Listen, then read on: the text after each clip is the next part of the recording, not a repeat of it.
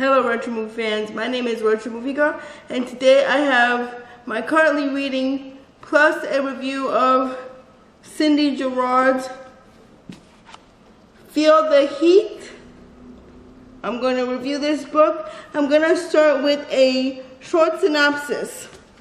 In this book, it takes place in Caracas, and it has things to do with the NSA, the assassination of an NSA agent, and the danger of an NSA analyst. So what happens in the story is that BJ Chase and Mendoza find themselves in a situation where BJ, who is, an agent for another intelligence agency, has to go to Caracas to get information about an informant, and while waiting for that information to come along, it's dark at night. She's trying to, make this covert mission, and she's the head of the team. While that's going on and she's waiting, she's actually apprehended by the BOI, and she has, a little run-in with Mendoza. He kind of manhandles her and tells her, it's time to get out of here, and takes her weapons. The whole fiasco causes BJ Chase to go in front of a police board where she has to explain what happened and why it happened, and she's very embarrassed. But she's asked by her boss to infiltrate the NSA and find out what's going on, what's happening, because apparently there's some sort of secret project going on that could affect the US government, and all these things are going on, and she has to juggle all these things. Plus she has personal issues with her mother, so that kind of rubs her the wrong way, and she runs into Mendoza, making things worse, and they have to literally cooperate with each other in order to make this mission work. They have to cooperate with each other, which BJ is not used to cooperating with anyone, so they kind of rub each other the wrong way, but they more than make up for it. Anyway, in the next section of this video, I will be talking about BJ and Mendoza's relationship and how it affects the story, so I'll see you on the other side of this video.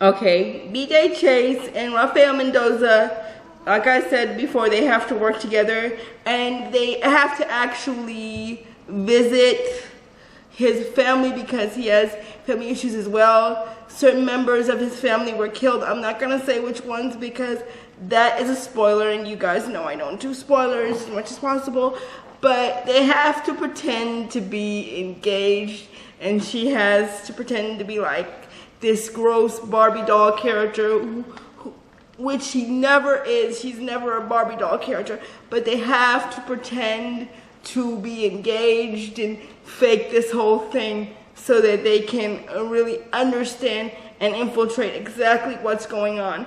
In the meantime, while this is going on, they've been bantering back and forth, and they kind of it's a love-hate thing. They kind of love and hate each other at the same time.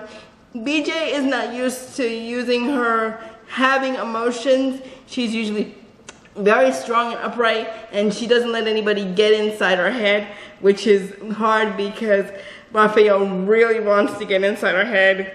He keeps noticing that, well, she's kind of, sexy, and he would really like to get to know her better, but due to BJ's less than stellar, let's just say she's not exactly in his corner when they first get started.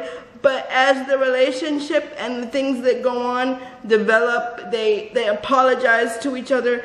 There's this one scene where they're in a place and they have their gunshots being fired, and she goes, she's a little bit, she jumped she's jumpy because of the gunfire, which is unusual for BJ because usually she's on top of everything. But she actually says, you know what, we're even for Caracas, even though in Caracas she was embarrassed by him taking her guns and having to be reprimanded by the board. She's embarrassed, but she gets over that, and eventually they find their connection. And as happens in a Cindy Gerard book, there's a lot of, I can't believe this is happening, this cannot happen. In regards to love, every character in every one of her books says that, especially in the Black Ops series. They say, I can't believe this is happening. I hate this person, but I love this person. So BJ and Mendoza kind of have that love-hate thing going on, and you're not exactly sure what's going on, and I'm not trying to give you all spoilers. So I guess this is the end of the video. And wait, I want to do a favorite scene section before I go, so I'll see you on the other side of this video for the next clip.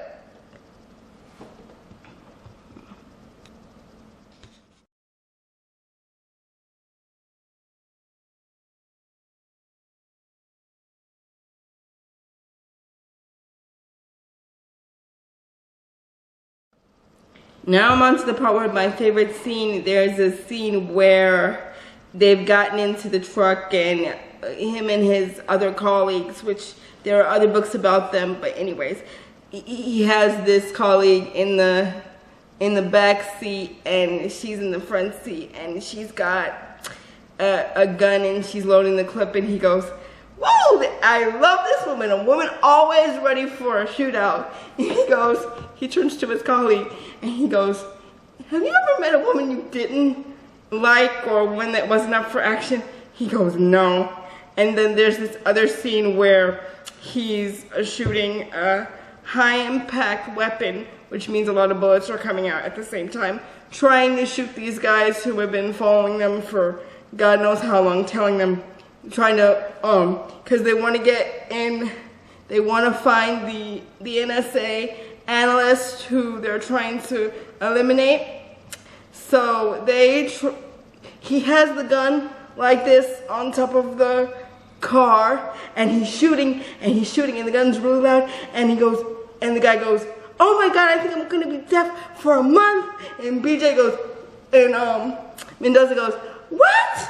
Knowing full well he can hear, what are you talking about? What did you say? And it's just really, really funny, and it reminds me of the same humor. And people always say, like I said earlier, people always say, I can't believe this is happening, this cannot happen, I cannot fall in love with whoever. And eventually BJ does fall in love with the rest of the team, because she ends up staying with them and getting to know them, and eventually she does, you know, as is customary for the series, she does come to appreciate and at least tolerate Mendoza before she falls in love with him. So that is the end of this review, and I will talk to you in my next video.